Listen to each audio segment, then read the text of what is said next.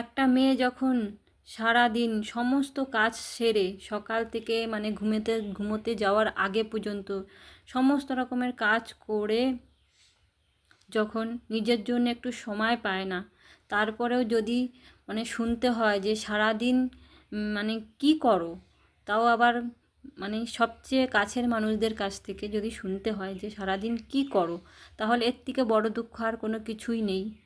তোমাদের কি মনে হয়, তাই না? আর সবচেয়ে বড় কথা, মেয়েদের কাজ তো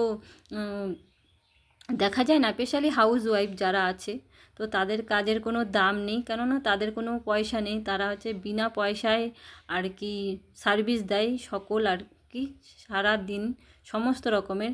এর জন্য তাদের কোনো মাইনাও নেই, তার জন্য কদরও নেই। আর পুরুষ মানুষ তো উপার্জন করে, বাইরে যায়, যেমন ব্যবসা করে, কেউ জব করে, যে নানা ধরনের পরিশ্রম করে, যেইভাবে যা কাজই হোক, কোনো কাজই ছোট বড় না, তাই তারা তো কিছুটা পরিমাণ মতন মজুরি পায়। ওর জন্য তাদের খুব মানে কি বলবো কদর আর দাম।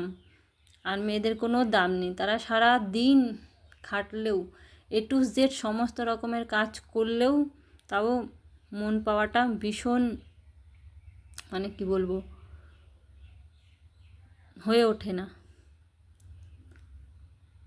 কথা শুনতে হবে, মেয়ে মানুষ জন্ম নেওয়া মানেই মানে কি বলবো কথা শোনানোর জন্যই মনে হয় এই